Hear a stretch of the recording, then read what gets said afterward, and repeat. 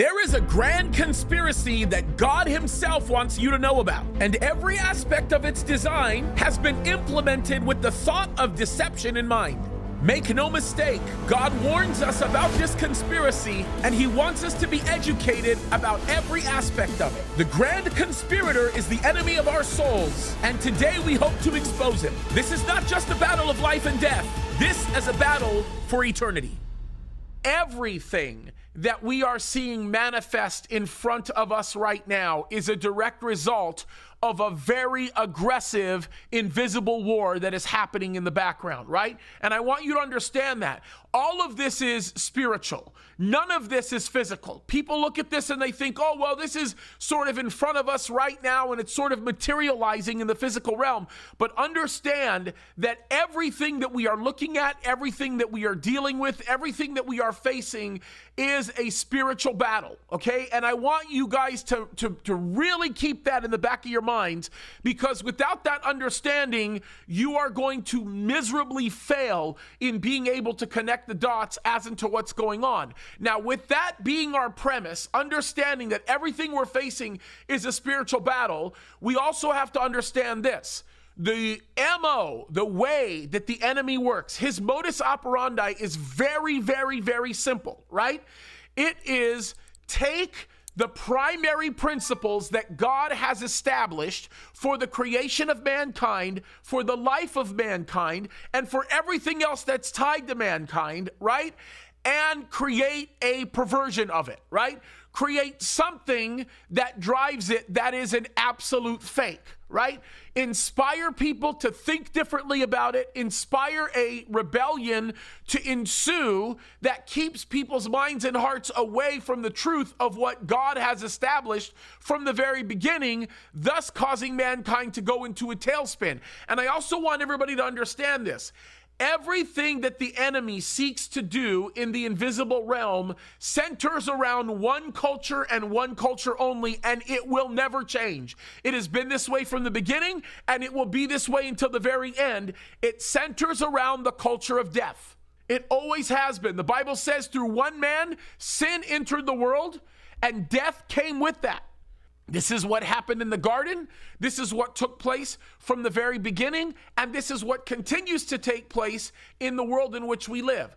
And there are certain verses that I wanted to bring to your attention because they are the very core and the very foundation of the things in which I speak. Now, I don't have the time to go through Genesis 1, 2, and 3, because if I could, I would just simply exegete Genesis chapters 1, chapter 2, and chapter 3, and really give you a solid foundation for everything that God declares from the beginning. You have to. If you're going to deal with this issue of all of the matters going on in the spiritual realm, you have to bring forth the ultimate foundation, and that is several issues that the enemy is attacking right now. Perhaps the most significant of all of the issues is the fact that God is identified, God and God only is identified as the one who created the heavens and the earth. If we do not believe that, if we do not accept that premise, if we do not recognize that premise, then automatically everything goes. And the Bible makes that declaration. Now, I have had very dear friends speak about Genesis chapter 1 recently, and I always cringe just a little bit because they're speaking about it without a complete background in biblical training, so they bring up significant verses, but they don't bring up the accompaniment of verses that go with that really give it more value than it's supposed to.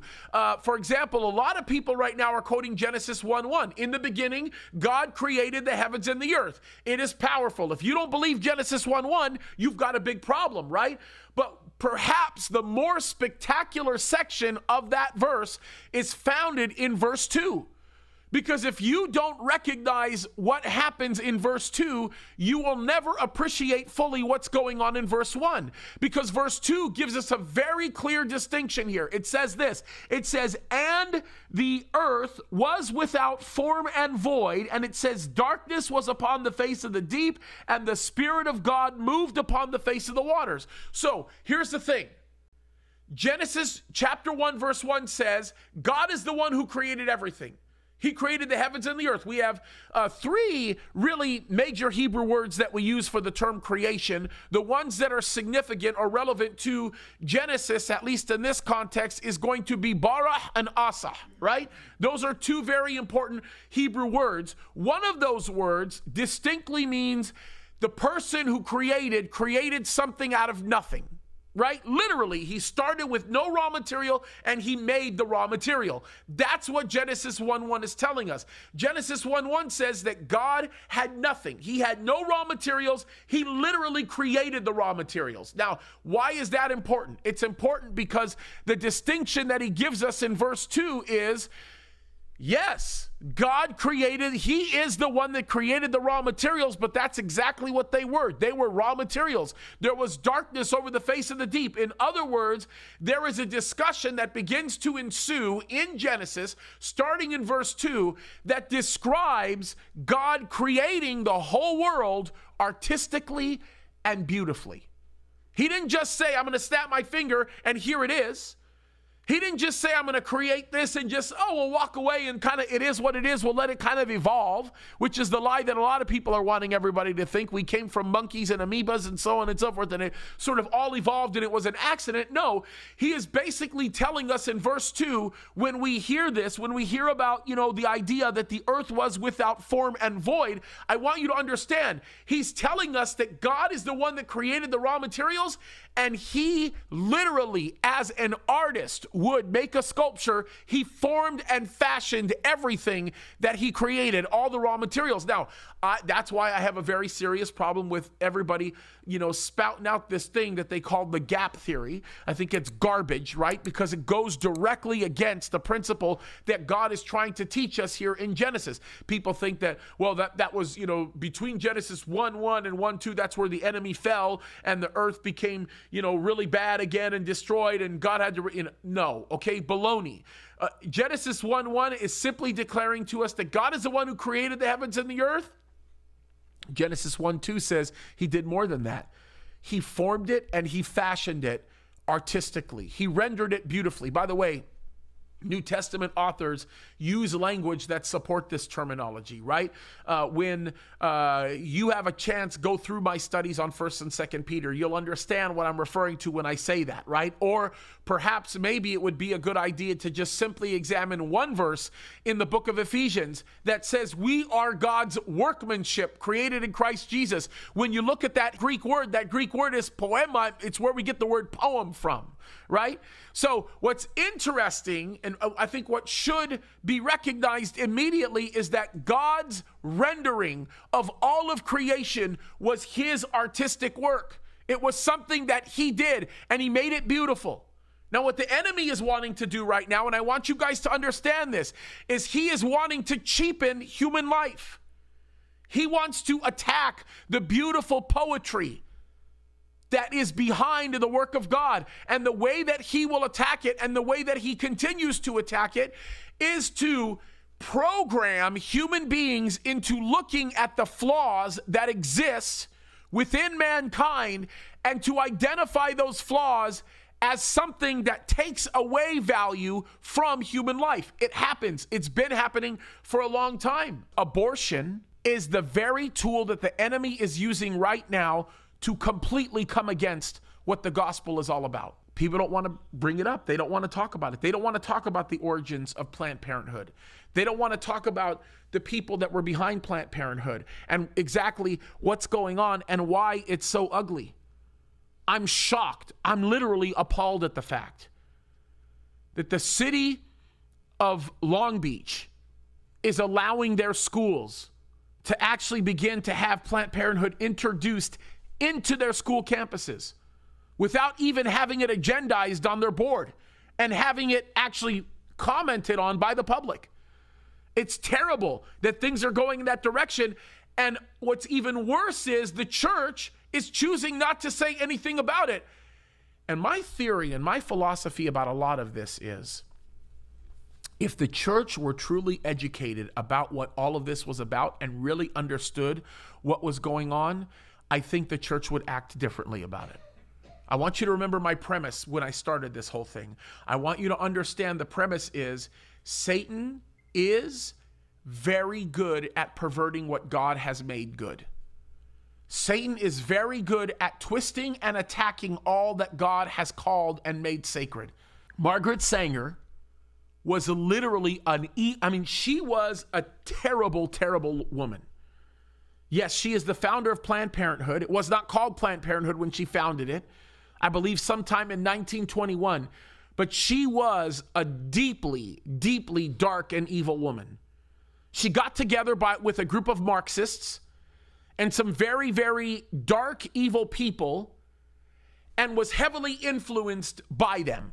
She was not a good lady. She is literally the patron saint of what they call the feminist movement, right? The feminist movement, women, please pay attention to me, please. The feminist movement is the single most destructive tool ever deployed in human history towards women. It is. She was a dark, evil woman. From the year 1903 to 1910, Margaret Sanger was introduced to a series of Marxist and socialist radicals in the New York labor movement. I want people to understand that. She was primarily inspired by them. She was driven to a place of excitement over the stuff that she was beginning to learn. She had a belief. Let me read it to you. The belief was revolutionize society by breaking down sexual and societal morals. She believed that political revolutions require social and interpersonal revolutions because if people are moral, they will be immune to the political pipe dreams of revolutionaries. She actually believed that the social revolution began with the sexual revolution, and if you can sort of titillate the masses, that was her view, that's what she believed. If you can sort of hypnotize them in that way and break down their morals and their inhibitions, they'll be easier to control. That, by the way, comes straight out of Satan's playbook. That is exactly what Satan tried to do in Genesis and was successful in doing so.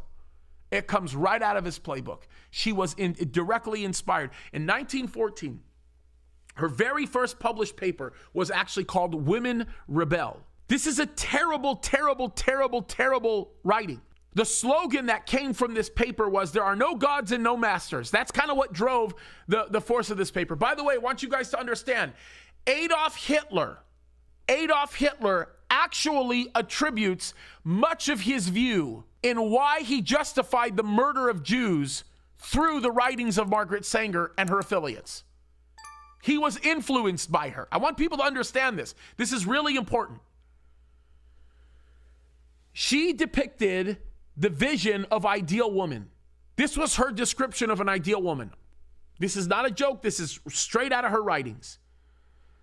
Rebel women claim the following rights: the right to be lazy, the right to be an unmarried mother, the right to destroy, and the right to love. Sounds oddly familiar to the movement known right now as Black Lives Matter, being led by lesbian women who are literally not activists for the black race. They are activists for this type of movement right here. It's satanically inspired. Her writings on the sexual revolution, on contraception, by the way, many people might not know this, but did you know the term birth control that everybody uses today was a term that Margaret Sanger invented? I want people to know that. That was a term she invented. Nobody understood the term birth control. Birth control was not a term used prior to Margaret Sanger's existence. Okay? I just want people to understand that. Her writings were so evil, so radical, that there were laws that she actually broke. She got indicted on 3 counts for publication of lewd and indecent articles in violation of the federal Comstock laws. And instead of taking her sentence, because she was facing 5 years of prison, she actually fled. She left the United States of America, and she gave her children to be raised by others, literally shipped them away to be raised by others. And she went to England as a fugitive of justice. Now, when she was in England, she became even more radicalized because she got introduced to the Malthusians. And if you don't know what Malthusianism in essence is, it's named after the early 19th century scientist, Thomas Malthus, and if you don't know who he is, I would just tell you, that's an ugly, ugly, ugly man. He hypnotized the population into actually thinking. And this was his view. Like literally, this was his hypothesis. This is what he thought. I'll read it. The population of the world grows exponentially while food production doesn't, with the inevitable result of massive starvation. His whole view was something needs to be done to curb the overpopulation problem. By the way, that's what drives the Bill and Melinda Gates Foundation right now. That's what drives the World Economic Forum. That's what drives all of them. Klaus Schwab, that's what drives George Soros. All of those guys that are doing these evil things right now are driven by this Malthus ideal. That's exactly what it is. He has a sort of life document that he created, for lack of a better term, his magnum opus, if you would call it that, right? He entitled it this, An Essay on the Principle of Population. It was published in 6 editions from 1978 to 1826. This is what he wrote. This is terrible, right? This is absolutely terrible.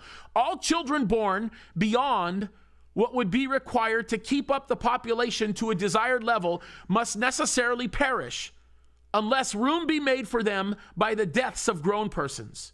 Therefore, we should facilitate instead of foolishly and vainly endeavoring to impede the operations of nature in producing this mortality. And if we dread the too frequent visitation of horrid form of famine, we should sedulously encourage the other forms of destruction which we compel nature to use. Instead of recommending cleanliness to the poor, we should encourage contrary habits. In our towns, we should make the streets narrower, crowd more people into the houses, and court the return of the plague.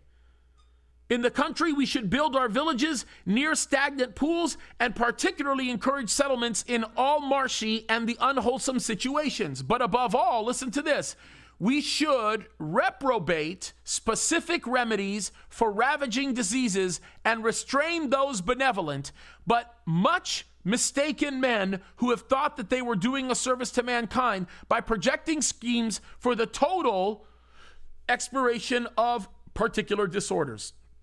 Okay, let me just give you the modern day translation. We have a population problem. It's a massive overpopulation problem.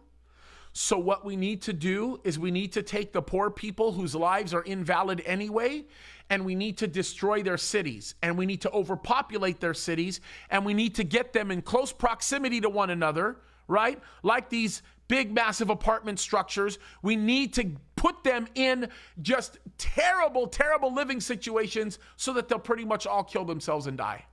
San Francisco is the way it is. Look at how much San Francisco has gone bad. Look at LA, the movement to defund the police. All the stuff that's going on is them just simply believing what Satan inspired Thomas Malthus to say. They're all Malthusian, all of them. That's what this is. That's where all of this is coming from, folks. I want you to get it. So don't be puzzled when you look at cities being encouraged to be burned. When you look at Seattle's, when you look at these, newly made countries being made in cities and things are happening, the riots are happening, understand this is the same tactic. It's the same. It's coming out of the same playbook. Folks, it is getting dark. Now, Margaret Sanger comes back to the United States of America in 1916. That's when she launched her public relations campaign. Of course, her organization, which she founded, which became Planned Parenthood, called the Birth Control League. It was launched in 1921. Of course, as you know, later on it became, Planned Parenthood as we see it.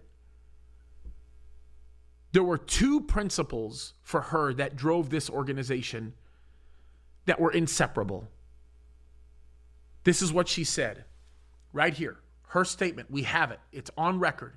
She said this, quote, "Eugenics without birth control seems to us as a house built upon the sands. It is at the mercy of the rising streams of the unfit."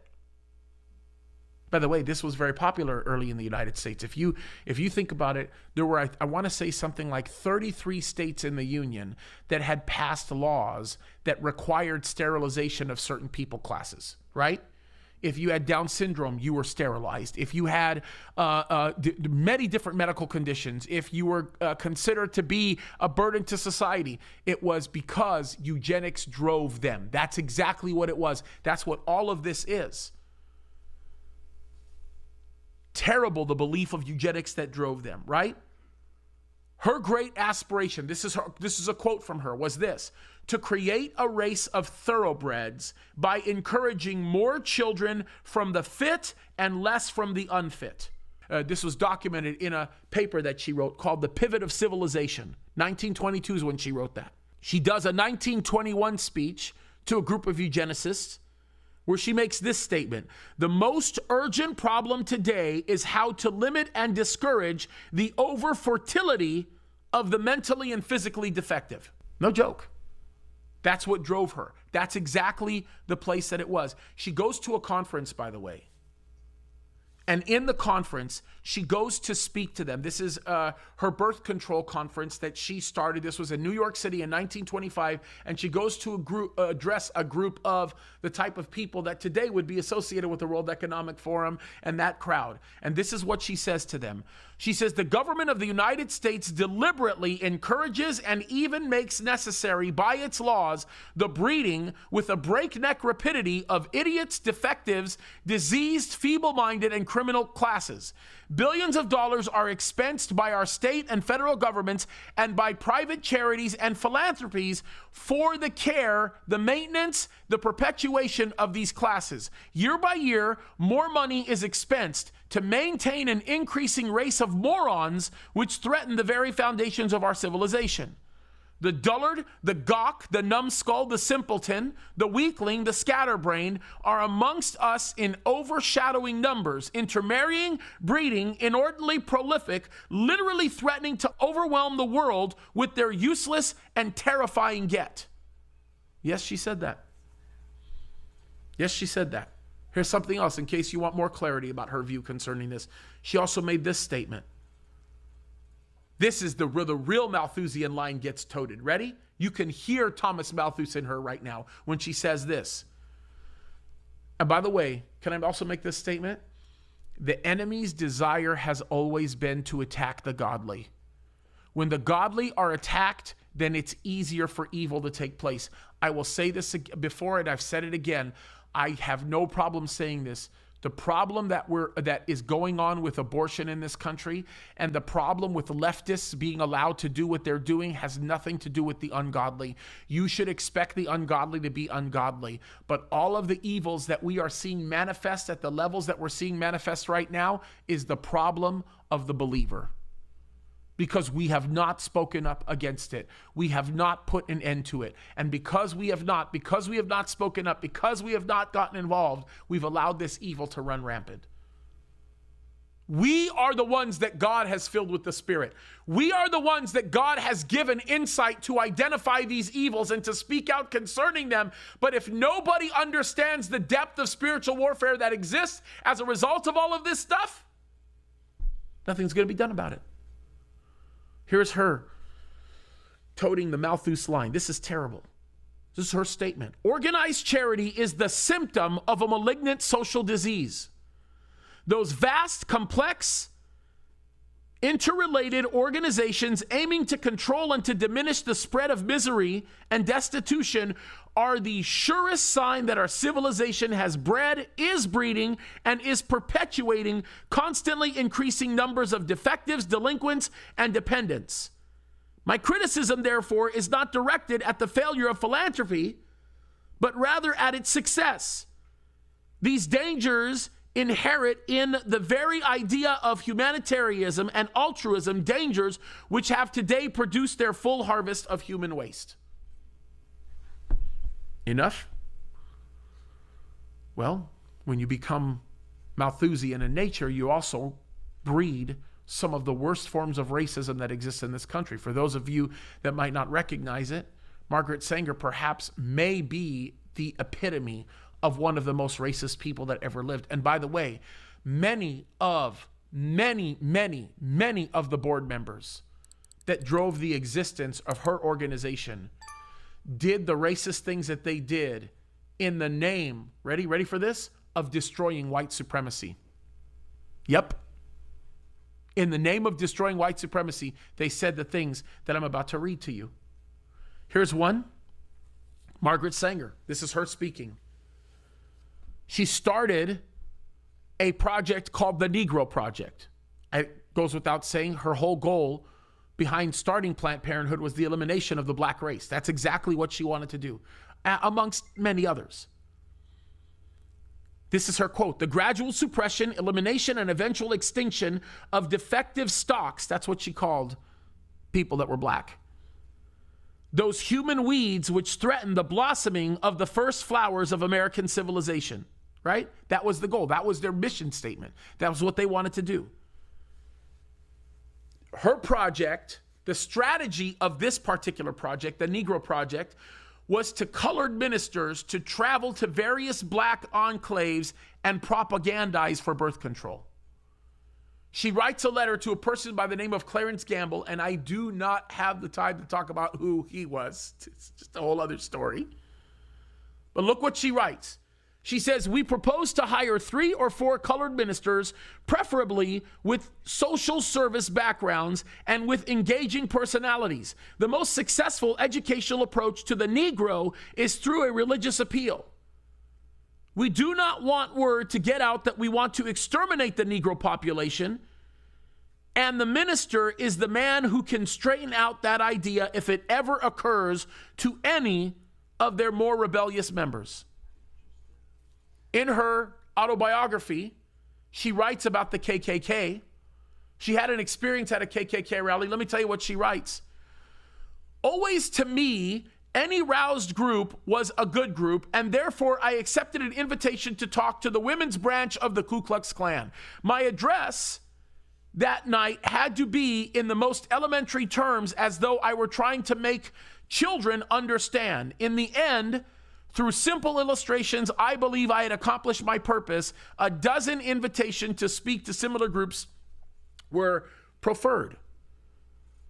There was a Negro project director that she'd hired that actually wrote this: "There is a great danger that we will fail because the Negroes think it is a plan for their extermination. Hence, let's appear to let the colored run it." Another project director said this: "I wonder if Southern darkies can ever be entrusted with a clinic. Our experiences cause us to doubt their ability to work under white supervision." Margaret Sanger's dream was fulfilled, discouraging the defective and diseased elements of humanity from their reckless and irresponsible swarming and spawning. That's exactly what it was. Folks, I haven't even began to touch how evil and how dark Margaret Sanger actually was. She was absolutely evil. Let me read something written by a prominent man who actually thanked the eugenics community in the United States of America, prominently Margaret Sanger. Listen to this, the way that this racist man thanks Margaret Sanger. This is amazing. Let me read it to you. "Now that we know the laws of heredity, it is possible to a large extent to prevent unhealthy and severely handicapped beings from coming into the world. I have studied with interest the laws of several American states concerning prevention of reproduction by people whose progeny would, in all probability, be of no value or be injurious to the racial stock." You know who that was writing it? Adolf Hitler. Writing that to a few of his colleagues, speaking about how Margaret Sanger has inspired him, in essence, to come to the conclusion that he does. Folks, let's just talk about the phrase for just 1 second, following the science. You know what following the science meant back then? Following the science back then meant the elimination of all inferior races, all inferior bodies, people. I hate even saying it. That was the direction. That's exactly what it meant. Look at this. Henry Osborne. Some of you might not know the name. He was a paleontologist and co-founder of the American Eugenics Society. He summed up what he called the scientific outlook like this. By the way, Supreme Court justices agreed with him, quoted him in what he says here. As science has enlightened government in the prevention and spread of disease, it must also enlighten government in the prevention and spread and multiplication of worthless members of society. Folks, it all started with the garden. It all started with Satan questioning the authority and the word of God. And where it went was people taking the place of God. And when people choose to act like gods themselves, they void themselves of consciousness of God. I want to read a quote that I think is really, really interesting. There's a woman that a lot of people might not know. Her name is Sophie Scholl. She led a group, or participated in a group called the White Rose Resistance. I don't have a lot of time to talk about them. There's a lot to say about that. But this was a 21-year-old woman who was living in the midst of everything that was going on in Germany. Everything. And could not deal with any more of the things that she was actually saying, and she chose to act on it. She lost her life at that age. She was executed at that age because she was writing leaflets and telling everybody about what was going on, doing everything that she could to bring conviction to people's hearts and minds about the evil that was taking place. And she was a woman that definitely spoke beyond her years. I'm just going to say that. Near the end of her life, she wrote this. I'm going to read this paragraph. The real damage is done by those millions who want to survive. The honest men who just want to be left in peace. Those who don't want their little lives disturbed by anything bigger than themselves. Those with no sides and no causes. Those who won't take measure of their own strength for fear of antagonizing their own weaknesses.